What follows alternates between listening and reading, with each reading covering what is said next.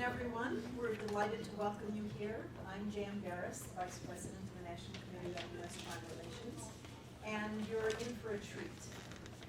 We are doubly delighted to have these two gentlemen with us tonight because both of them are not only really interesting scholars, but both of them are members of a program that the National Committee runs called our Public Intellectuals Program, which focuses on the younger generation of China specialists and provides nurturing, as we like to say, for the younger generation to train them not just to be better scholars, which they are already terrific scholars, but to use the knowledge they have and some of the skills that we give them over the course of this two-year program to use that knowledge to inform the general public, whether in their own professional communities or their own geographic communities, as well as on a broader national or regional scale.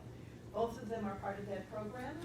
Rory is part of the current cohort, or cohort number 5, which just ended on September 30th. And Ben is an old-timer. He was in the second cohort that ran from about 2009 to 2011. So we're delighted to have both of you here with us today. Rory's going to start telling us about this very interesting project that he and another PIP fellow, Sheena Greitens from PIP cohort 4, have done on, and he knows this, I'm not wild about the title of his research, his and Sheena's research, but I am very excited about the work that they've done because I was privileged enough to hear another version of what Rory's going to talk about today, and I find the research and their telling of it very interesting and very important for the current state of relations between China and the United States. And then Ben is going to comment on it, and then they'll have sort of a conversation before we open it up for questions. So you have their bios in front of you, and I'm going to stop talking because I've already gone on too long. Thank you, Jan, for that introduction, and thank you all for coming, and I am excited. Thank you, Ben, in advance for your comments and questions. So today I am presenting co-authored work with Sheena Greitens, who's an assistant professor at Missouri, and unfortunately she couldn't be here, but she's an equal partner in the project, and I want to make sure she gets credit for this contribution. So the paper that we're presenting today was, in some sense, in response to a larger debate going on about the China field. So this is research about research. It's a little bit meta in that sense. But if you've been following social media of late, and if you haven't, you're probably better off. But if you have, you might have noticed that in the last few months in particular, there's been several pieces and prominent people coming out and accusing the China field of self-censorship. And we see some comments like this made by James Palmer, who's a journalist, saying that academia is a broken system and there's a fragile kind of careerism and cowardice. So this narrative that China scholars are craven and cowardly is out there. And there's another piece that came out that was probably more prominent by a journalist named Isaac Stone Fish called The Other Political Correctness, came out in the New Republic. And here he describes a, quote, epidemic of self-censorship at U.S. universities on the subject of China, one that limits debate and puzzles students and academics away from the topics likely to offend the Chinese Communist Party.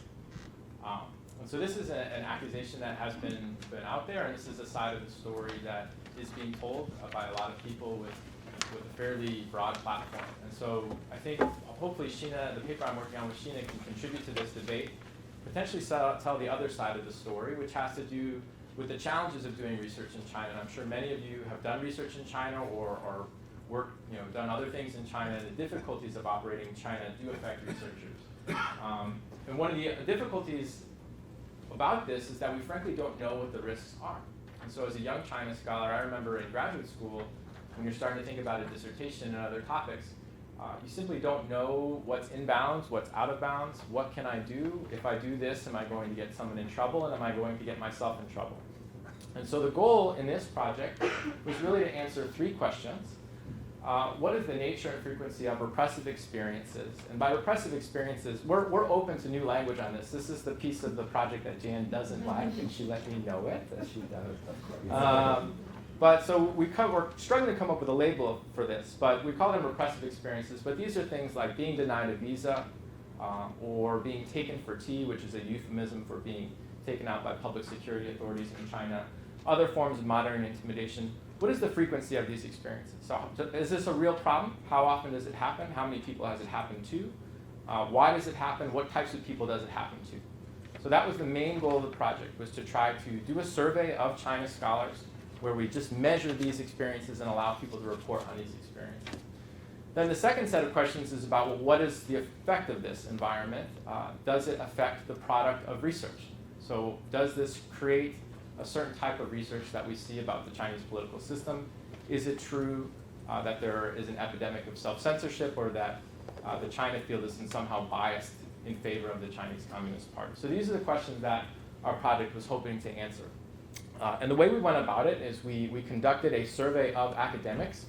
We limited our sample to academics operating outside of mainland China, because we thought that academics operating within China is a completely different category, and they face a different set of experiences. But we were able to get foreign scholars and Chinese scholars, so Chinese citizens, operating at American universities, European universities, Canadian, Australian, New Zealand, and so forth, Singapore, other places as well.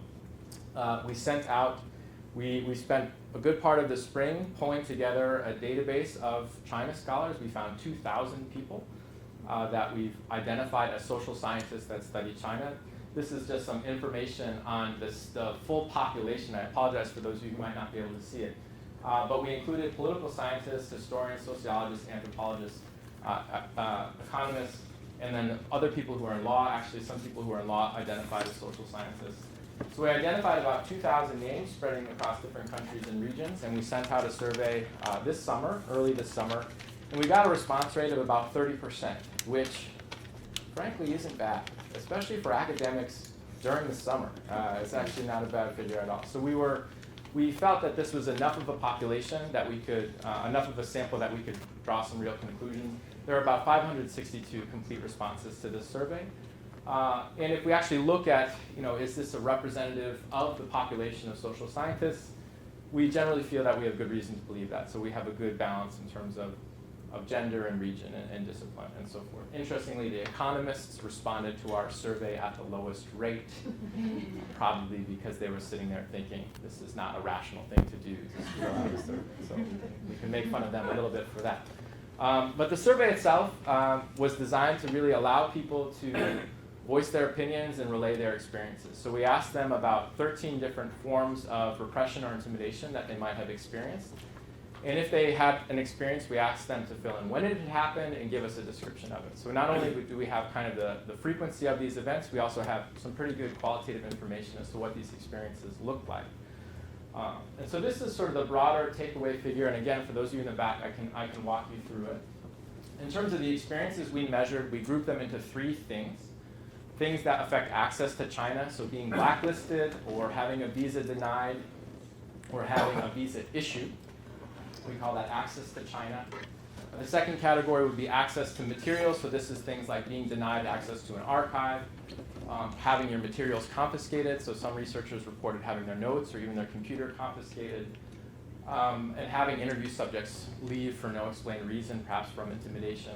And then the final set of experiences, which is in some sense the most serious, is forms of monitoring or intimidation. So being taken for tea, being taken out for an interview, being physically harassed, being misled about the identity of someone who you've been involved with in China, or being in pressure to cooperate in some way.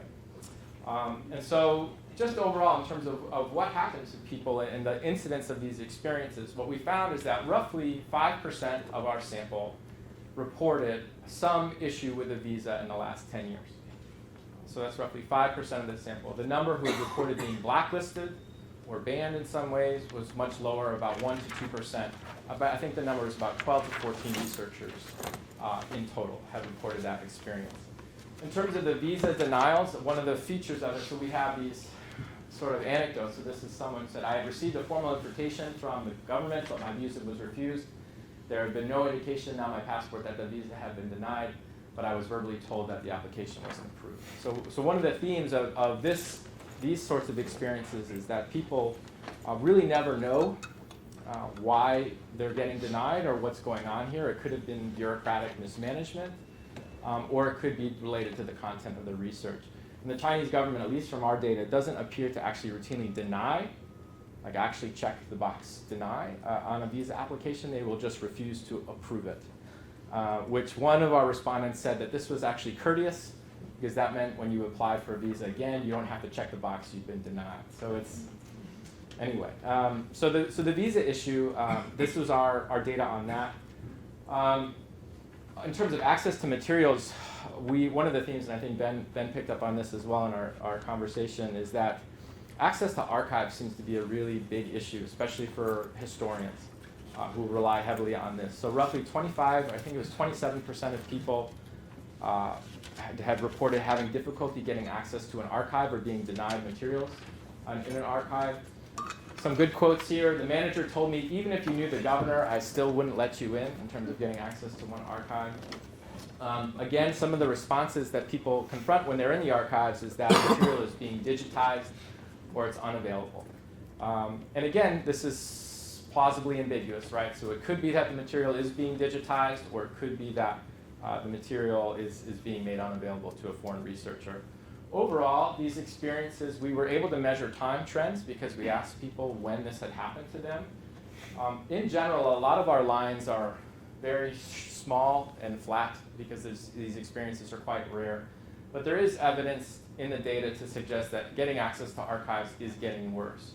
And I'm not a historian, but I did spend some time through PIP with some historians. And there is a feeling among that community, at least to me, in the sense that doing historical research in China is getting more and more difficult. The Chinese government is sanitizing the archives, making it more difficult to get access. And dissertations that were possible 10 years ago or 15 years ago are no longer possible today, which is a problem, of course, for any social science project because it means there's a lack of replicability, right? So you can't, ideally, 10 years from now, 20 years from now, future historians will be able to go look at the same materials. And that seems, the materials themselves are in flux in present-day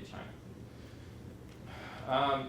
Finally, kind of the more, I think, more serious experiences of being taken for tea or monitored or followed. We had 9% of our sample, about 50 people in total, I think it was more like 55, 56, had reported some instance where they had been taken to D or interviewed or monitored by authorities. These experiences had different flavors to them. So sometimes it was in a police station, sometimes it was in a place where you would get tea, sometimes it was in a hotel room. Often, these experiences seem to be linked to field work. In particular, somebody doing something or being around an event that attracted attention. Often a person would be confused for a journalist by local officials. So one thing that I'll talk about in a little bit is that the determinants of these experiences are different by the experience. So these sort of run-ins with local public security officers are usually driven by local government officials catching wind of some researcher and then trying to learn more information. Accessing an archive is another good way to get detained in China because that librarian or whoever's in charge of the archive will often alert authorities. So I can just read this. Then he asked me for my identity papers. He also asked me to see my research notes and explain what he said. The policeman then took me to a nearby police station, and he and his colleagues asked me questions for about an hour to an hour and a half. This is another just example. A day after being admitted to an archive, the dean of my host institution invited me to a meeting at which we discussed my research in the presence of a middle-aged man whose job was not disclosed to me. And the dean indicated that access to the archive was inconvenient and would no longer be possible. These experiences, there is nothing in our data that suggests that these are getting more frequent over time, but we always try to be cautious with this because these experiences are so few and far between that it's really difficult to draw much of anything. But I think for some there's this narrative that things have gotten really much worse under Xi Jinping, especially in the last 2 or 3 years, and at least in our data for these types of experiences for foreign scholars, it does not appear to be the case. Can you explain the chart that was listed? Oh, this is my fault. Yeah, I did the classic mistake of just putting something up and then actually explaining it. So this is time on the x-axis. This is just the count of experiences in our data set of people having the interviewed by authorities. And so this just shows, and the other one I showed was for archival access. So this is just like a time series plot of being taken for tea. And if someone was interviewed several times? Yeah, so we allowed people to fill in multiple experiences. And the numbers are so small, 5 people. Say that again, sorry. That's 5 on the left. Yes, right? yes. So you're averaging about 5 people. Somebody was maybe the same person for Yes, well, and some people did respond multiple times. Yeah, so we said, please document every time you've been asked for tea. But for most people, it's not like they've been asked for tea 6 or 7 times. It's kind of a once or a few times in a career type event. But yeah, so the count is small. It's important to remember that we're only capturing, 600 out of maybe 2,000 China scholars in the field. So I usually try to speak in terms of proportions as opposed to the raw count. So it's 9% of the field has had this experience within the last 10 years. But that's a long time window as well. That was how the question was asked. Have you had this experience in the last 10 years? In terms of the most severe experiences, so there were only a handful of people that reported being physically intimidated or detained against their will for lengthy periods of time. This person was detained, let's see, I don't want to read the whole thing. I was awakened one morning, placed in a van with 2 police officers and driven to blank. I was not told the reason. The trip took 2 days, so they're spending 2 days with police officers after not being told. We spent the night at a hotel. I was detained for 4 hours and interviewed by the police. My camera was confiscated. After 4 hours and much conversation with the police, I was released. They thought I might have been a journalist. So of all the experiences in our data, this particular one is probably the most severe. This is a person that has been detained for multiple days. I think one thing that maybe will come out in the Q&A and we can talk more about is it's important to not be too alarmist and too extreme about how we interpret some of these events. And so these experiences are harrowing and are things to be very worried about. But in terms of actual field work in China, relative to other authoritarian systems, there were other places that are much worse, and we talked about this in the podcast about there was an Italian graduate student who was conducting field work in Egypt for his dissertation, and he was tortured and killed and found in a ditch. And so one slightly positive finding for us is that there is no evidence in our data that the Chinese government physically harms, commits violence against China scholars. So we have no evidence of that. There are recent instances, so Anne-Marie Brady is a China scholar based in Australia who her house was in Australia or New Zealand? New Zealand. Excuse me. And there's evidence that her house was burglarized, perhaps in response to some of her scholarship, ironically on China's overseas influence operation. So that incident was not captured in our survey, and that's a very serious offense. That's intimidation going abroad outside of Chinese borders. But I just think it's important for, what I don't want is that this paper becomes alarmist and causes people to be excessively Those cautious. weren't in Tibet or Xinjiang. So Physical. I, as part of the project, we try to anonymize things as much as we can, so I won't reveal where, because the field is small enough so that I don't want to reveal the identity. But it's a different analysis if it's in Yes, Xinjiang. or yes. Tibet. So in terms of the determinants of these experiences, especially these sort of physical monitoring and intimidation, it is true that people operating in Western China seem to be at a higher risk for these types of experiences. That's probably fairly intuitive for those in the room. This is another, I want, in the interest of time, I'll keep going, but this person was detained for 3 days in a local hotel. The main focus was on my overseas study and research. I pretended to cooperate and then reported to my university and the police when I came back. So again, these are real experiences, and so the way we kind of categorize this, I'm going to just keep going in the interest of time. The way we summarize this is that these experiences, these repressive experiences or experiences of interference or intimidation, are rare, but they are real, and they collectively present a barrier to the conduct of research in China, and certainly a psychological barrier that anybody doing research in China, especially young researchers or researchers of Chinese heritage, people have to confront this calculation of, am I going to get in trouble? Is someone around me going to get hurt? Is my friend going to get hurt? It's often collaborators, research assistants, translators, and so forth that bear the brunt of these sorts of risks. And so we were able to document that these experiences are real, though they are rare. In terms of what determines whether or not these things happen to people, one of the findings that we show is that it really depends on the experience. And so there seems to be a separate logic for visa denials versus being taken for D or physical things on the ground. So if something happens to you on the ground, it's usually you've attracted the attention of local authorities by attending a protest or interviewing some people or perhaps being in a certain village. it's not like they're sitting there waiting, reading your work published in the China Quarterly, waiting for you to come to a village and then getting you. That does not bear out in the data. The visa denial and visa access thing does seem to be loosely linked to research topic. So people working on ethnicity, Xinjiang, Tibet, we all know the example of the Xinjiang 13.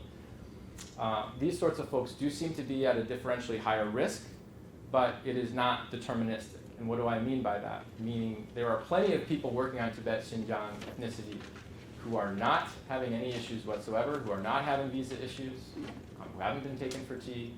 And conversely, there are people that have had visa issues that work on things like gender or security or other topics, the environment, other topics that we might at face value think are less sensitive. And so it's not simply that if you work on this topic, you will get in trouble. If you don't, you won't. It's much more fuzzy than that, I guess is a good way to put it. In terms of in general, it doesn't seem like the experiences we document have increased under Xi Jinping except archival issues. But I want to be very careful with that conclusion because there are a lot of things that our survey doesn't measure, like how difficult is it to get interview subjects, or how difficult is it to run a survey, and so forth. Or have you been invited to give a talk in China? I haven't been invited for a couple years now. Maybe it's because nobody cares about my research. But so there are some, we document a very specific form of experience, and it doesn't seem like things have gotten that much worse for these experiences, but that's not to say the research climate hasn't changed. Okay, so now let's talk briefly about the kind of the self-censorship issue and political sensitivities.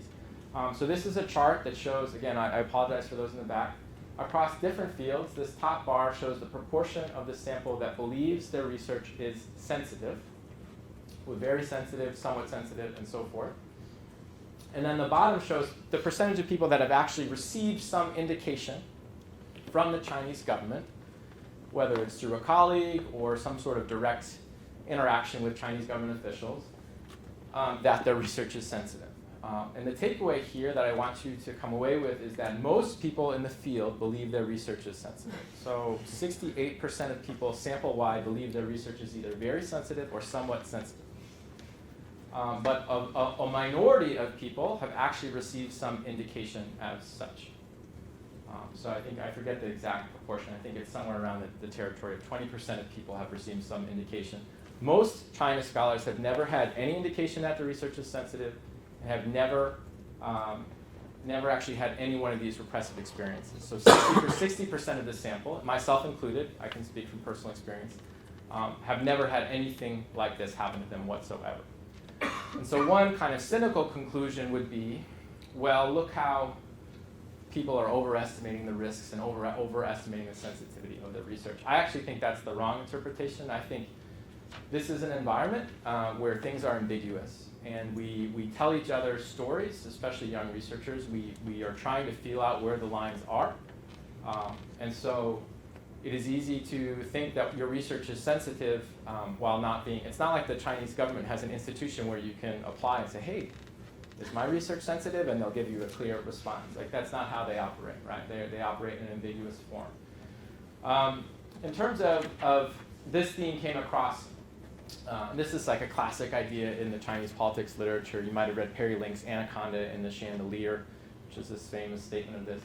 But one of the key themes of our findings on this was that people really felt that the research environment was ambiguous, and ambiguity plus risk leads to self-censorship. I think sometimes the image of censorship or repression looms larger than the reality. At the same time, authoritarian states are adept at creating fuzzy boundaries precisely because they know what people will self-censor and stay far away from when they perceive a boundary in order to avoid crossing it. You never know where the border is, you only know when you have crossed it. In terms, there's been some discussion, again, among journalists that China scholars don't care about self-censorship and kind of willingly self-censor. I can say confidently, based on our data, that that is not true. I think it was 68% or 70% of China scholars believed self-censorship was an issue for the field. And some people might say, oh, well, that means everybody's self-censoring. And actually, my interpretation of it, reading the open-ended responses, is that people are worried about this, and they are very thoughtful about it and are trying to do research responsibly that is critical and honest while still protecting themselves and their research subjects. So I look at this more about vigilance, like people are worried about the issue rather than that they are cowardly and craven, and I think that comes across in the open-ended responses. And one of the key themes was that we need to be thinking very carefully before we start using this term, what exactly is self-censorship? So if you're not doing a project because you think it's infeasible or irresponsible, and it could get someone in trouble, that's not self-censorship, that's called ethical research. And so many of our researchers kind of came out very strongly about this and described the great lengths they go to think through the ethics of their research. Much of the self-censorship that goes on is done to protect colleagues and informants who live in China with little chance of leaving. If there's conflict ever between engaging in self-censorship and maintaining ethical research practice, I will choose to maintain ethical research practices. Another person who was an anthropologist, the anthropologist had the best responses. Economists, the worst. The anthropologist is better. The anthropologist creed, your first responsibility is the safety, security, and well-being of your research collaborators or informants. Anthropologists refer to their research counterparts as informants, not subjects. This is more important than your publication or your tenure or your degree. If you think in these terms and observe cues of whether people are comfortable or want to cooperate, you should be okay. And so that behavior of trying to protect people should not be considered self-censorship. We had other comments in our open-ended responses are, should we be calling this self-censorship, which in some sense puts the blame on the China scholar, or should we be calling it censorship, which is putting the blame on the authoritarian government that is potentially creating this environment? And so there have been a lot of very negative reactions to some of the journalistic pieces that have come out blaming the China field for being craven, and I personally think, based on these responses, that China scholars are very aware of the self-censorship problem. And we can talk more about this in the Q&A. I'm sure some questions will come up. But for me, I think the way I see the issue, and this is not reflected in our data, this is my own opinion, and I don't speak for Sheena on this, I look at the research that's being produced, at least in political science. And if we're worried about self-censorship, the question is, are we producing, as a group, a body of scholarship that is excessively positive about the Chinese government? And the answer, I can say from firsthand experience, is categorically no. If you read any political science journals, and I'm sure the same is true for law and history and other fields, there is a lot of very critical, honest research being done, and the hot topics in political science are things like repression and propaganda and human rights, public opinion, ideology, historical events like Cultural Revolution, and regions like Xinjiang, Tibet, and others. And so, if anything, we might be guilty of perhaps gravitating towards research topics that are sensitive because there are professional payoffs to that. So I don't think we're in a world where the China field is not being critical enough about the Communist Party. I just don't believe that to be the case. One theme I do want to emphasize, which I haven't done enough to emphasize, is that the threats and risks are different for Chinese scholars, people who are Chinese citizens, and people who are foreign. And even people who are Chinese American, who have some family ties to China, the threats are different. They are communicated differently. Often those people will report instances of, oh, my father or my sister or my mother was contacted by people within the Chinese government about my research. So they will use the family to intimidate the China scholar. This is known as relational repression. This happens to Chinese citizens. It happens to China scholars as well. And so this is worth emphasizing. And so I think that's why I also think a lot of people in the China field, especially those who are ethnically Chinese, we shouldn't be excessively critical of individual scholars because you never know what the constraints the person is operating under, what family members they have, and what kind of threats have been levied against them. So I would close here. I wanted to just briefly raise a couple policy recommendations for us to start thinking, because this is an issue that's being discussed and has kind of been folded into the agenda of the Trump administration about kind of promoting an equal footing with China. So the academic freedom issue is currently being discussed. From my perspective, one thing we can do to start is to just provide scholars with information about what are the risks. And I've personally been happy to hear that this paper has been of some use and people are circulating it to their graduate students and undergraduates just to try to educate people as to what the risks are. I think that's step one. I think we should avoid impugning the integrity of individual China scholars. I don't think that is a healthy behavior, and I think it's in some sense blaming the victim. We should be pointing the blame if anything, towards the government that is perpetuating this. The third thing I would say is we need to place the problem in the appropriate perspective. And so this is an issue, but we came out with this report right in the middle of the summer, or towards the end of the summer, when information about Xinjiang in particular was starting to really come to a fore. And so for us as scholars to be complaining about repression, or whatever we want to call it, when hundreds of thousands of people are potentially being put in vocational training centers, if that's what we want to call them, against their will, is a bit, I think we need to put the issue in perspective. So of all the things that we should be working on, or the US government should be working on, this is important, but there are much more severe abuses going on. I will say I think there is an opportunity here for universities in particular. To me, the appropriate policy actor is the university. So one of the themes that unfortunately did come across in our survey is that most China scholars do not feel well supported by their institutions. And again, you can understand why this is the case. It's a university administration who, maybe a given university has a handful of China scholars. These are people who don't know too much about China. They're working across a lot of different countries. And so we need to help universities understand how to deal with China when things like academic freedom issues come up, whether it's an on-campus speaker or a visa issue. We need to help universities coordinate with each other. So the next time a UCSD is threatened, what can UCSD do to respond, but what can Berkeley do, or UNC Chapel Hill, or Princeton, or all these other universities? How can we have a shared statement of principles such that an infringement against one scholar or university is taken collectively? I think that's hopefully what this report and other reports, that's the conversation that I'd like to see have. So I'll leave it there. Thank you for listening, and I look forward to the discussion. Thank you. Great, so thank you, Rory, and thank you also to Sheena, who's not here.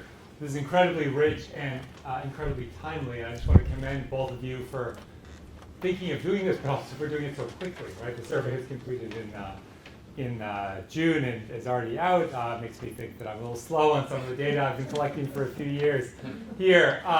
And there's an immense amount of rich material here to discuss, and I don't want to monopolize the questions, but I'll do it for a few minutes. I should actually add that I'm heavily jet lagged as well, so if I am incoherent, that's why. I was in China on Saturday. So maybe I'll just start with 3 or 4 broad questions or comments to get us going. One observation, which is I also think that one of the things that comes through in the paper, and I think there's also the shared experience many of us have had, is there's a lot of diversity in China, right? And it may depend on the region, but often it depends on the individual with whom you're dealing, their level of comfort, right? You can have certain things approved very quickly if somebody's willing to take responsibility. And this links into my first question is, it is striking to see the historians having the clearest experience. And of course, that's maybe not surprising because access to archives is both a situation where there's a yes or no answer, right? So it's either yes or no, and where there's a person who's responsible for giving you that answer, which is often not the case with, if you're having small group interviews or one-on-one interviews. It's a less maybe it's a situation where someone's less likely to get in direct trouble for it, as opposed to someone saying, hey, you let this foreign scholar into these archives. But I'm wondering, did you actually think that history is, or do you have a sense that history is being treated more carefully than maybe some contemporary topics? Or is that just a manifestation of some of the dynamics I just mentioned? That's a great question, and I'm not a historian, so I'm wary of going on too far on a limb. But I think you're right that the historian projects are either made or broken depending on whether or not you can get the document you need. Whereas political scientists, sociologists, people in the legal field, there's usually a way. If you can't interview one person, you can find another person. If you can't ask this survey question, you can ask another question. So I think that insight that you had is correct. But in terms of the policing of history, I do think that this is a recent trend, and that came across a lot of our open-ended responses. And I was fortunate to be on the public intellectual program with a few great historians, and I think they are thinking about writing a piece about the sanitation of history within China.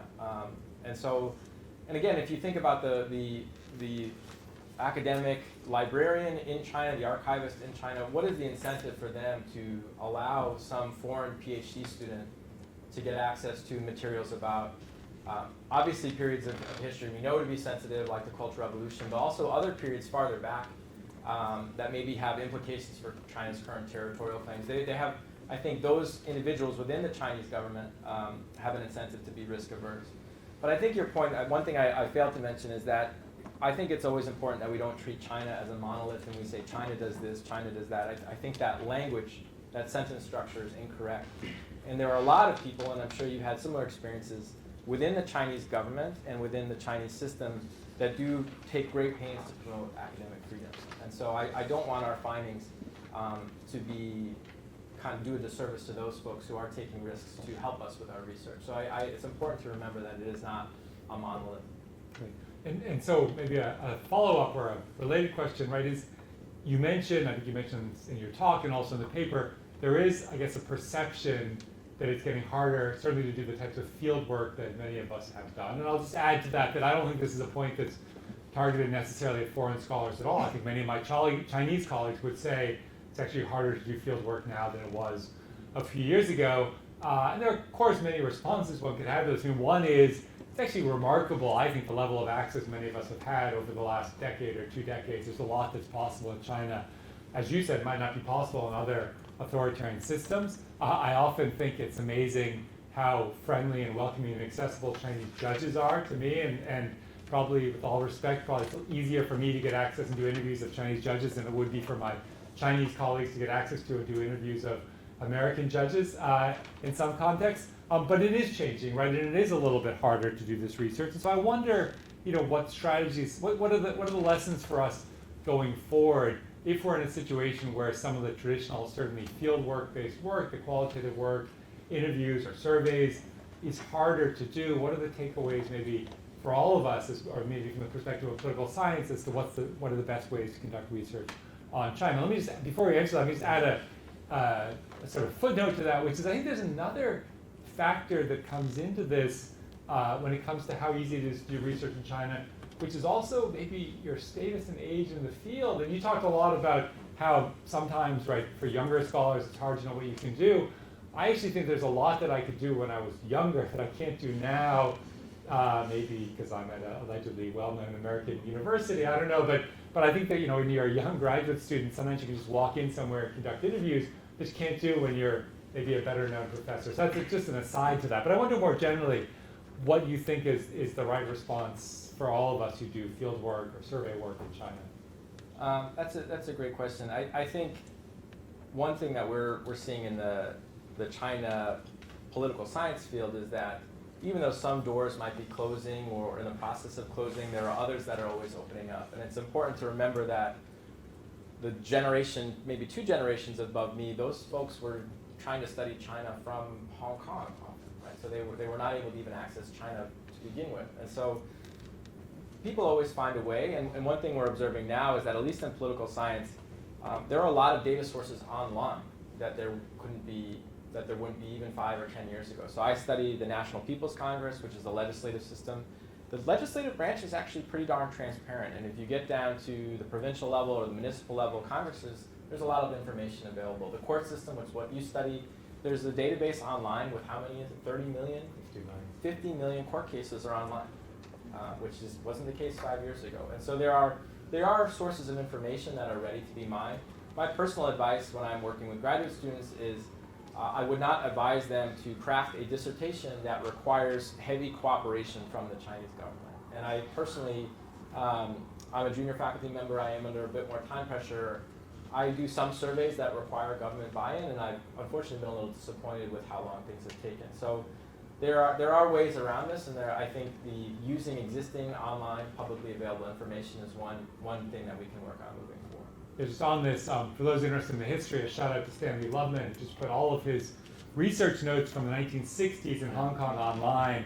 So if you want to see what it was like to do research back then, you can go and look at all of Stanley's notes. Huge credit to him for doing that. It's fascinating and it's a fantastic resource. I guess I would agree, right, there is this immense amount of data out there, although I think that as it gets harder to do field work in China, there's also a temptation to rely on this data, and as we all know, this data is incomplete, and so we can sometimes be misled by the data, right? One of the things we talk about in our work on the courts is this need to sort of combine the quantitative work with big data with the traditional qualitative work to the degree it's still possible, because I think that we need both types of research, but also we know that there's this immense amount of data, but we also know that data is often incomplete.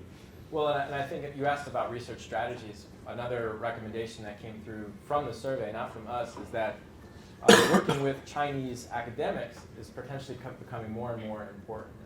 One, to make sure your interpretation is correct and you understand the nuances of the data that you're working with.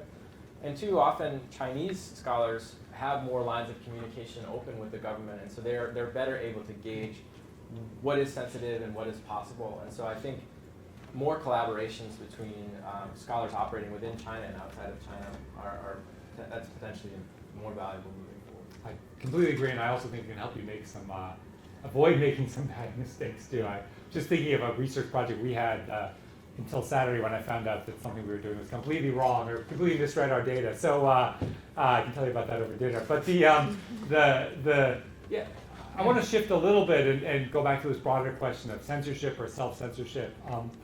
And I wonder, if you could comment a little bit about what you think are the roots of this narrative of self-censorship, right? You see this coming up a lot more in the last year or two, this argument that not just scholars but universities are censoring or self-censorship. And I wonder, in one of your, one of the things we learned from your and Sheena's paper, obviously, is that maybe it's not quite as prevalent as we thought, but I think it's worth thinking a little bit about where this is coming from as well. And I wonder if you could just talk a little bit about where you think this narrative is coming from. So I should say that it wasn't our intention to be put in a role where we're kind of defending the China field from these accusations, in part because the reason why we did this paper was because we were worried about this issue as well. And so we were wanting to understand repression and self-censorship, and that's why we did the survey. So I think it's important for us to emphasize that's kind of our intellectual trajectory with the project. In terms of why this narrative is out there, not to be too critical of the journalistic community, but methodologically, one of the things that I've observed in the last year or so is that there's a tendency to write pieces where someone is looking for a problem. They go out and do some interviews looking for examples of this problem. They find them, and then they extrapolate and create some sort of claim about frequency or incidence of the problem, which is fundamentally, from a social scientist perspective, I don't want to get too jargony or too on my high horse here, but that's a fundamentally problematic research methodology. It's called confirmation bias, right? So when we have an intuition, then we seek information that confirms that intuition. And I'm not going to name specific names, but I've seen a little bit of that recipe in some of the pieces about self-censorship. And this is, I think, damaging to the field, because what it does is it overlooks all of the other instances where you can find an epidemic about anything if you look hard enough. And if you do that, you're going to overlook all of the instances in the China field, whether it's at the university level or the individual scholar level, where people are showing real courage. There's a report that came out in the Wilson Center that I think her research methodology, she was very upfront about this. She said, I'm going to look for self-censorship just to see if the problem exists. And that seemed very careful to me. She avoided making conclusions about how bad it was. She just wanted to see whether the problem exists. And she did a nice job in the report of documenting all of the instances where universities had received pressure from Chinese counterparts in response to a speaker. Usually it was the Dalai Lama. It's not just UCSD that has had this issue. And all of the instances where they stood up and said, actually, no, this is something that's important to us. And so that I think is the root cause of this narrative, is that it's sort of cherry picking anecdotes and without doing justice to a lot of the more courageous acts that are happening that maybe aren't as newsworthy and are maybe not kind of fitting with the current narrative about China in the U.S. political system. And on this, I wondered also, maybe I guess you didn't necessarily ask China scholars about risks in the other direction, but do you either personally have any reflections on, or did you pick up in the data and the responses at all a sense that there's a concern that China scholars might be pushed in the other direction by rising U.S.-China tensions, by rising critical discourse about China here? I'm really glad you asked that, because I think that's an equally problematic situation, because the China's scholarship on China should be free of ideological influence, right? So our goal is to try to find the truth, whatever that truth may be. And so on the one hand, the accusation has been that we're too worried about the Chinese Communist Party, therefore we are too positive about things on that. I don't think that's actually true. The other side is if we live in an environment where the integrity of you as a scholar is going to be linked to how critical you are in the Communist Party, that's a real problem, because then it's going to create a body of scholarship that is biased negative about the party, and then we're going to misunderstand the very system we're trying to understand. And so that accusation of self-censorship, that narrative, I think, is equally problematic. From my own experience, I have done some research where my data shakes out and things kind of are a little bit rosier on the Chinese political system, and sometimes they are less rosy. Maybe this is just too anecdotal, but what I found is whenever I try to make an argument that's at all positive about the Chinese government, I face maybe a little bit of a harder time because people are trying, like especially in the review process, the academic review process. So I'm not convinced that we don't have the opposite problem, which is that we are creating an environment where you cannot say anything remotely positive about the Chinese government. So my hope is that our findings and the broader discourse can kind of get away from linking someone's integrity as a scholar to what they conclude, and more about what is their research method and how they've done good, honest research, regardless of what it concludes. But I do think that's the extension of the self-censorship debate. If it keeps going and we get to a point where people are viewed as apologists or labeled as apologists, I think that's extremely dangerous for our understanding of China. I have to confess, when I was reading the paper on the plane back from China on the weekend, the penultimate paragraph of your paper has a reference to visa denials. And having just been in China, I was thinking you're talking about visa denials by the US of scholars from China, because that's all I was hearing about last week in Beijing, is how many people are getting visas tonight there. That's not what we were talking about. But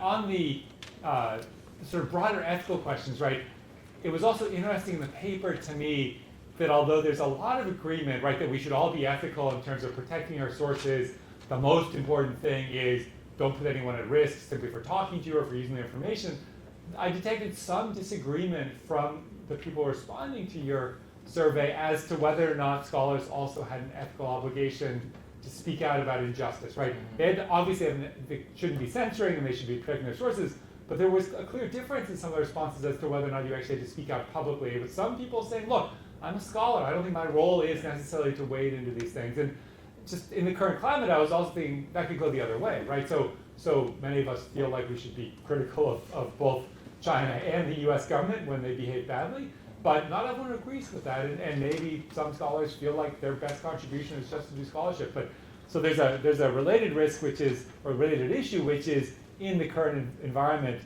does China scholars' positions becoming more precarious because they're going to be, as you suggested, criticized if they say anything about China, but maybe also criticized if they don't speak out about what's going on in the US as well. Yeah, and I think the Xinjiang issue in particular has really hit home for a lot of the China scholar community and the broader China observer community as to what are we doing. And there has been this Xinjiang initiative, which I'm sure some of you are familiar with, brought forth by, I believe, Kevin Carrico and Jerry Cohen. Am I missing somebody? I don't know if someone might know better. But the goal of the initiative is for those of us who are giving public talks, if you've signed on, it means you have a commitment to raise the issue in your talk. So I'm actually a signatory, and I hopefully have fulfilled that obligation. And what not actually that many people signed on. I think it was only 100 or 150. Maybe that number is higher now. And again, this kind of feeds this narrative of, look, the China community isn't doing enough on issues of Xinjiang. I don't really know where I personally fall on that. I hope more people sign on, but I've also talked to a lot of people who haven't signed on, and their argument is, well, do we really think this is going to make a difference? Do we really think that this is going to change public opinion towards the Chinese government in any meaningful way? And many people who are academics simply view their role as to do the best scholarship they can about the issue that they're experts on. And their role is not to write op-eds, not to be public intellectuals, not to be activists. And so that's a very personal decision about what you think your job is as an academic. And then another thing I would say is that from our data, what we find is that people's personal constraints are often hidden, family constraints, threats that have been levied against them, their professional working environment, their career track. And so we should never have any mechanism where it's sort of a litmus test for how critical you are of the Communist Party, because that does a disservice to the people who are under broader professional constraints. So for me personally, I signed on because my feeling was, I'm a foreign scholar, I don't have very many social ties in China, I'm at a well-resourced institution, that has a history of protecting its scholars, and so I felt that I was in position to sign on, but I respect the decision of other people to not sign on.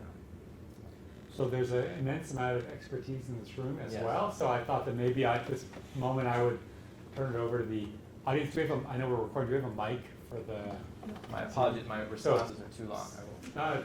But so I don't know if you want to call on people. I want to call on people. Or maybe we want to take Sure. a couple. Yeah, sure.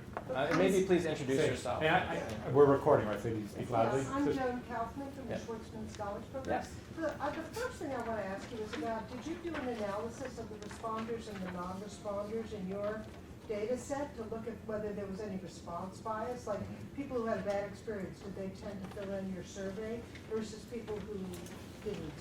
Because I think that's important. That would skew your data even more so. You already found that it wasn't that big an issue, or your response of 5 people, whatever, might even be less of a proportion of the people if you looked at your whole data set. So I'm just wondering whether there was any response bias there. And the second question, that's just about your survey data, was did you find any difference in people who actually work with the government or government researchers together with their other academic partners in China?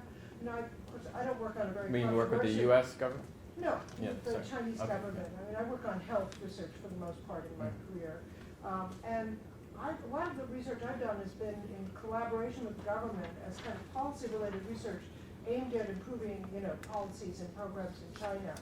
And rather than, of course, published and all that stuff for me with my colleagues, but I just wonder if there's a difference, and many of those colleagues on the government side facilitate the research. They open the doors, so it's okay to go do research in rural China in villages because it's, coming through the government system. And, so there's a difference there about, using the system to open the doors versus just being a researcher who comes in and tries to, do a research project and publish on it. Mhm. And I'm just wondering if you ask any questions about that, because I think those types of researchers haven't had much problem with access at all, actually, because they're much more within the system or considered country China or something like that, right?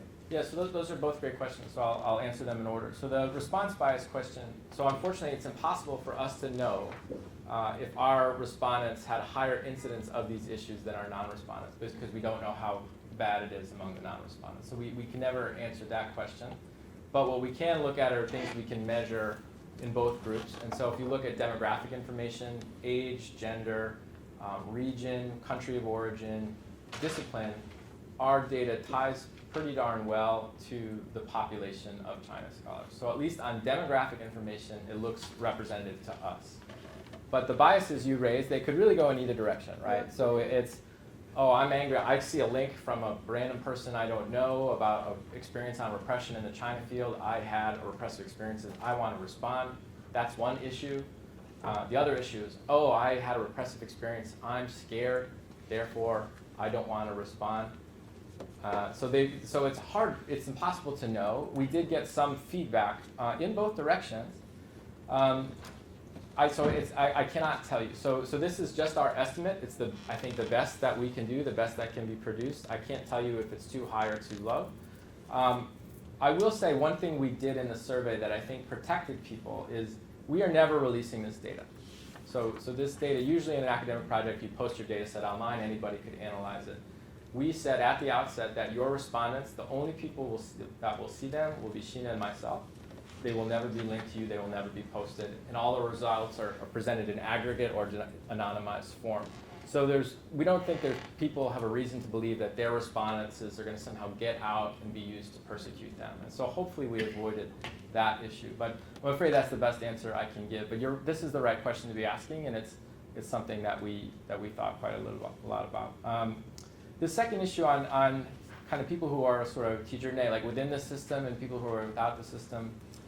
So if you look at the data, economists tend to view that the research is less sensitive and they tend to have fewer issues. And when I think of this type, I think of like a Scott Rozelle type, like someone who has a lot of connections, has been working for decades with the Chinese government, and does projects that are large in scale with the cooperation of the government on a policy issue. And I think that type of research, we should talk to him and others like him. I think that type of research is alive and well. That's sort of field specific, right? So if I'm studying corruption in China or protest in China or human rights, it's going to be hard for me to find kind of my Don Wei on the Chinese side that's going to facilitate that sort of project. So I think it's discipline specific. People operating in health, in econ, like population demographics, I think it might be easier for them to develop those relationships. I'd be curious maybe, Ben, for you to talk about law, because I know there's a history of legal collaboration, and places like the Yale China Law Center have a lot of Chinese legal scholars flowing through. So I think you're dead right that type of scholar has lower level incidence of these sorts of issues. Unfortunately, we didn't ask.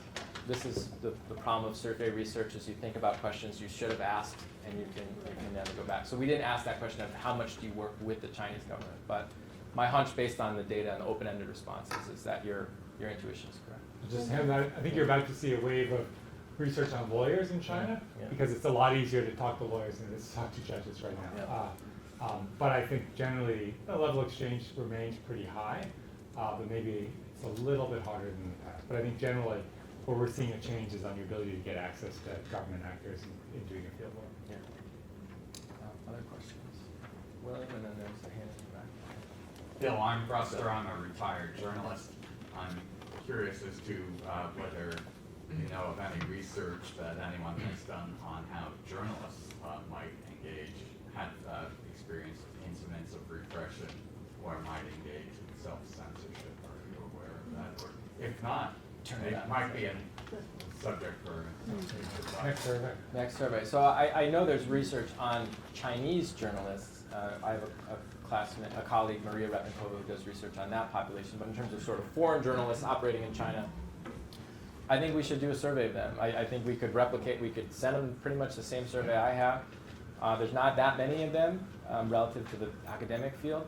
My sense is that they probably have a lot more of these experiences. So being taken for tea, I mean, a lot of the academics said, oh, the reason I got in trouble was because they thought I was a journalist. And so I think they're on the ground, they're by definition going to sensitive areas, and so I think they have a lot more experiences with this. And we know the visa issue thing, and we can name the people, Forsyth, others that have had visa issues. So I think it's a very real issue for them, and my hunch would be that the incidence is higher.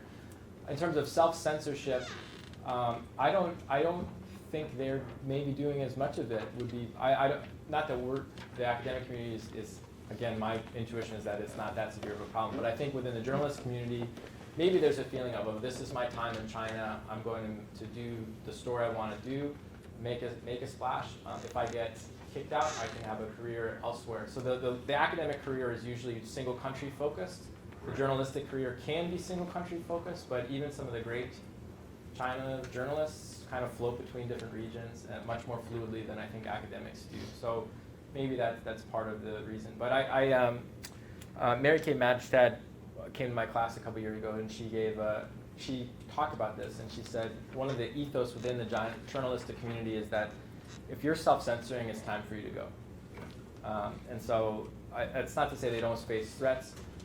I also think in terms of research ethics, like they certainly care about their interlocutors and their subjects, but they don't face the same institutional process like an IRB that we do. And so, sorry, Institutional Review Board, which is a process. Anytime we do a research project on China or anywhere, you have to get the approval of your university, and you have to think through any possible risk to any research subject. And it can take months to get IRB approval, and I've had projects not get approved for sensitivity reasons. So journalists don't face that constraint. That's not to say that they don't care about the safety of themselves or their subjects, but I think that's a different part of the ethos as well. There's a question back here, and then you had a question. Hi, my name is Irving Lee. Hi, Irving. Being a citizen of the United States, I think we have a lot of self-censorship in the United States. But I think it's more political bias than anything else. Example, of course, the Saudi Arabia-Yemen situation. The fact that our government is backing Saudi Arabia and providing military aid, that gets censored in the media all the time, academically and also in the media, right? But my question for you is, based on your survey, what is triggering the response of the government?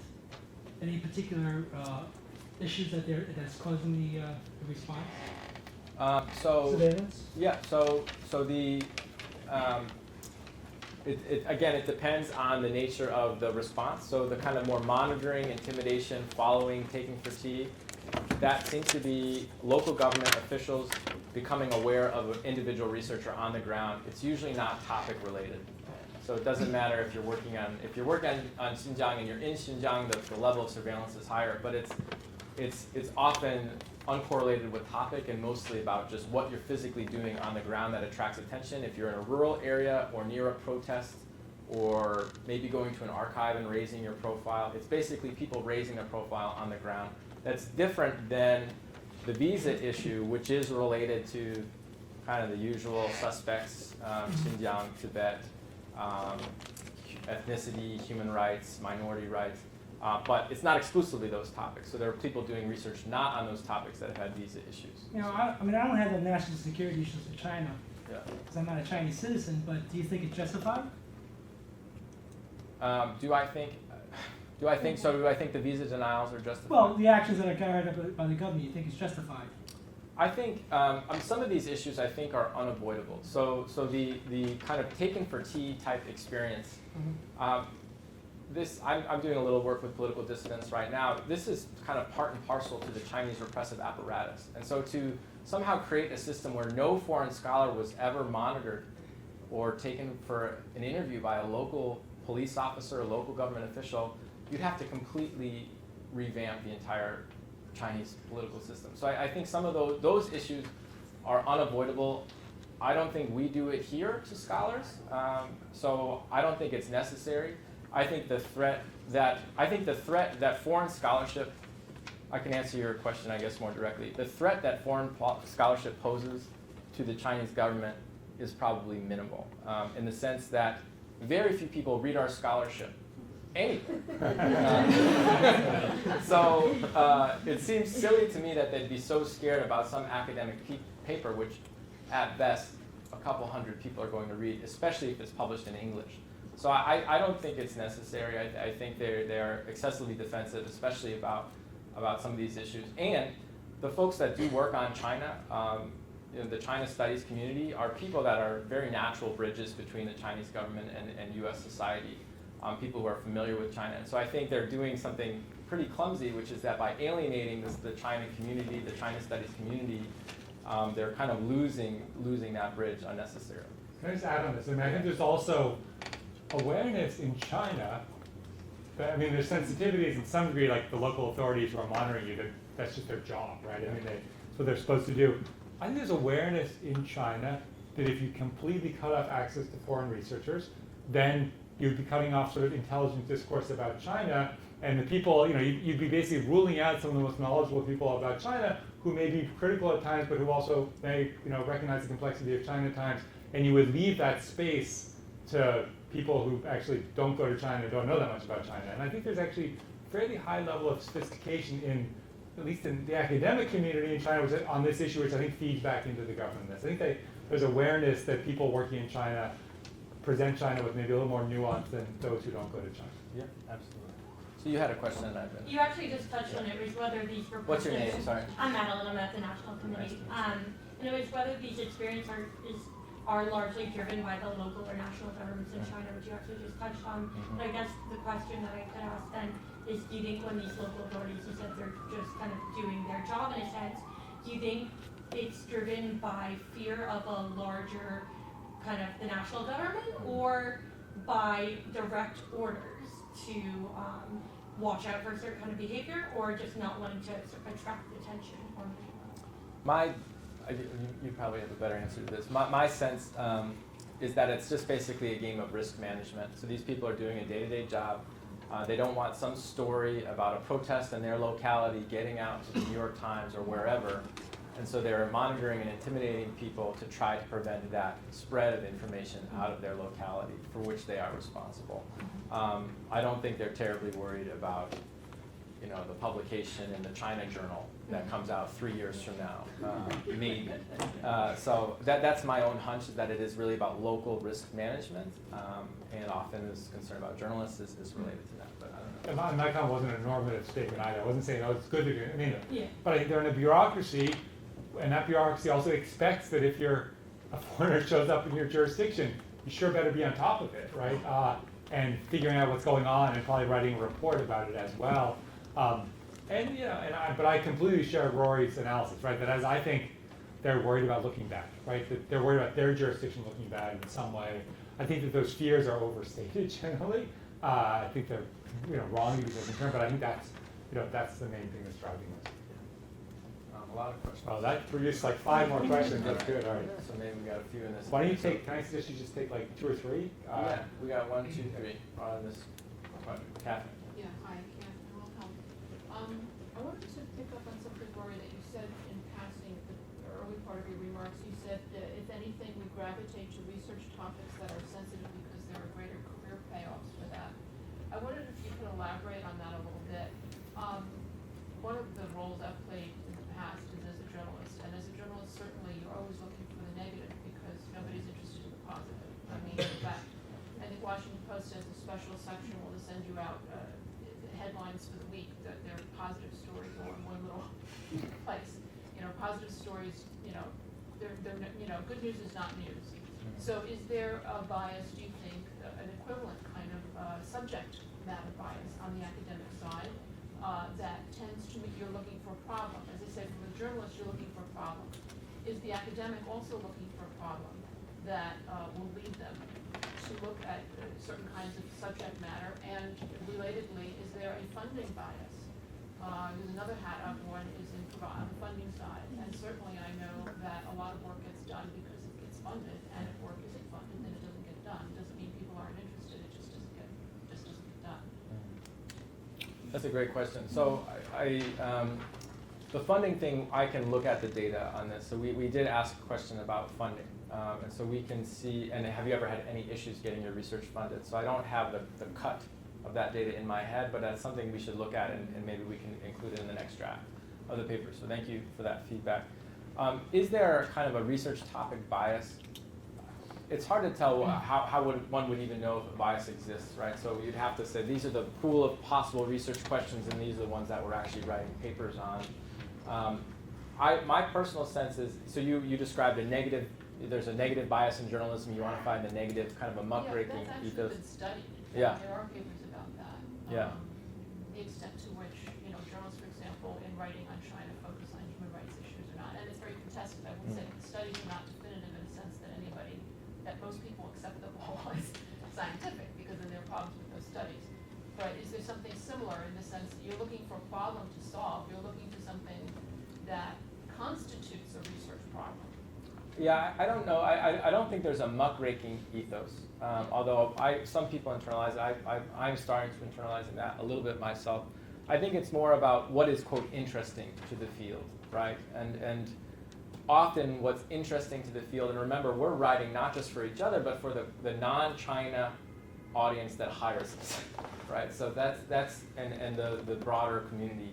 And so often those topics, it's probably easier to get a job if you're writing about human rights in China, repression in China, propaganda, censorship, than it is to be writing about the decentralization of the Chinese bureaucracy. And so there's certain topics that are frankly sexier, for lack of a better word. And so I think that does drive research.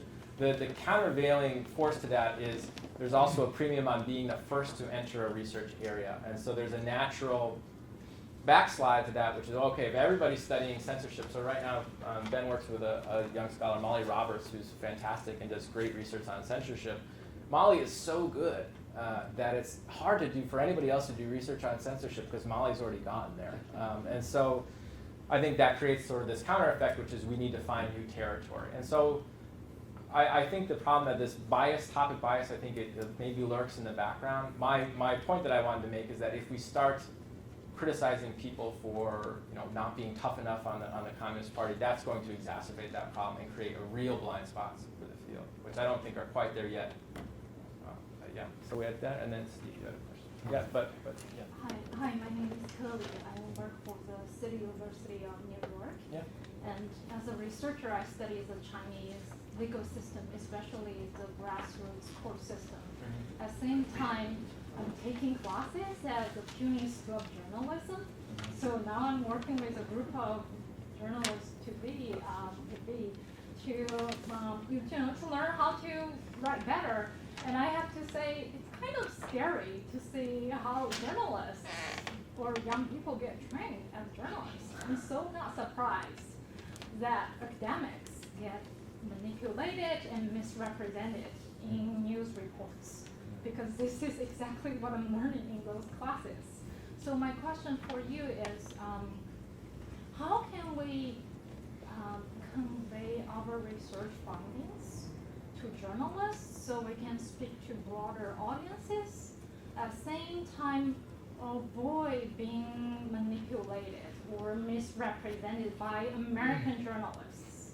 Do you have any suggestions? That's a great question. One thing that's odd of late is that there does seem to be this sort of divide between journalists and academics doing China about these sorts of issues. And I've always felt that we're on the same team and we're sort of working together, and we're all studying, we're just using different methods to study the system that we care about. And so I think my hope is not that this creates some sort of furthers this rift. My hope is that, so step one, I guess, to answer your question would be, we just need more opportunities for the two communities to get to know each other and to work together. And actually, this is where the National Committee and the Public Intellectual Program is great, to try to create ties between academics and journalists. And I think there's training that could be happening in both directions, where we have a lot to learn from them about writing compelling stories, thinking about the self-censorship issues. One thing we should be learning from them. And maybe they can be talking to us about research methods and framing research a little bit more. So I just think there needs to be a little bit more cross-pollination between the two fields, and I think that would help. In terms of kind of broadcasting your research, for this paper, one thing we've noticed, Sheena and I have noticed, is people use it to say whatever they want to say. So people are like, oh, look at how bad repression is in the China field, and then other people are like, oh, repression's not bad in the China field at all. So it's to some point, your research becomes a tool for other people to use to make an argument, and that's unavoidable. One thing I have learned from Jan and others is that it is important to take that extra step as an academic to do some public outreach, things like this, or talking to journalists. If you do an hour-long interview with a journalist about your paper, chances are that person's going to do a better job representing you and your findings than if they just downloaded it off SSRN. And so I've tried to get better about doing that myself. I'm not great at it, but I think it's a step that many academics don't take, that kind of finishing step about public outreach, that I think in the China field is particularly important. Jan, do we have time for a couple more? It's Steve. Yeah, I've been censoring Steve this entire time. 瞎鸡让狗看. The question, you kill the chicken to scare the monkeys. Yeah. And the Chinese, that is part of kind of Chinese view of the world and what you do. So my question really is, and it doesn't relate to being invited to have tea, because I do believe, I think as Ben said, that that's very much a local decision. But the visa denials are not a local decision. It's implemented through the Ministry of Foreign Affairs, and it's very much an attempt to intimidate American academics. And does it really matter if it's 5 or 50 or 100? Because really, you just have to kill one chicken. And everybody knows this has gone on, and that there are lines that you cannot cross. I've worked in China for 4 years. I've always known that there are lines I can't cross. That's why I've never been invited to have tea, I think. But does the data with respect to that really matter? Yeah. Or have the Chinese, whoever is behind this idiotic policy, because it is small, the number of people affected, but it's a cancer, and allows those who believe that there is this self-censorship to say, of course there's self-censorship. If you are cut off from your breadbasket, if you can't go to China, that really affects your ability to continue as an academic. If you're a social scientist, can't do research on the ground anymore. Don't they accomplish their objective without doing it to a lot of people? Yeah, I think that's absolutely right. So Rachel Stern, who's one of Ben's co-authors, has this idea of a control parable, which is like the stories we tell ourselves, Chinese citizens tell themselves about repressive events, and it has the effect of you only have to repress a few people for everybody to be scared and to comply. And that same thing is happening with the China field about visa denials and other issues. So one thing our paper hopefully does is it tells people a little bit about the severity of the problem, Jim Millward, who has been denied a visa, who's one of the Xinjiang scholars, has said that the visa issue is perhaps overstated, and the likelihood of actually being denied for a tweet or for a paper is actually quite low. And so maybe our data will allow people to have a little bit more courage. Another thing I would say is there's this narrative which I think is wrong, that if you get denied a visa, your career is over. And my hope for that, like the young China scholar community, if this ever happens again, so nobody in my kind of cohort of people that I work with who are new assistant professors, nobody that I know of has had this issue yet. But let's say it happens to me or someone in my cohort group. Hopefully that doesn't ruin things for them, and that means maybe doing some education for universities and for tenure letter writers and for other people to say that if this happens to somebody, that should not be a black mark on them. It should not be a badge of honor either, because there's that opposite mentality that means you're a good China scholar if you've gotten banned. That's not true either. It just is something that could happen to you, and we need to be supportive for those people when that happens and make sure that they know that they can still do good scholarship. And there are ways to do good scholarship on China, maybe not for the anthropologist, but for other disciplines, there are ways to continue to do good scholarship on China. But I had someone the other day who's a friend of mine who's a non-China scholar, and I've been telling him that I'm starting to do more sensitive research, and he said, oh, well, do you still go to China? And the implication is that if I don't go to China because of research sensitivities or if something happens to me, therefore I cease to be hireable or a valuable scholar. And I think that narrative needs to stop. And so maybe that will give people a little bit more courage. But I think your use of the Chengyu was dead on, and I think that narrative, so that narrative is certainly out there. So I don't know if that if you had No, I agree. I mean, I certainly agree on the numbers side, right? That as long as you are doing it to some people, it doesn't really matter if it's 5 or 10 or 20. Okay, we have reached the 2 minutes past the 7 o'clock witching hour. We want to thank all of you for coming, and please join me in thanking them. Thank you.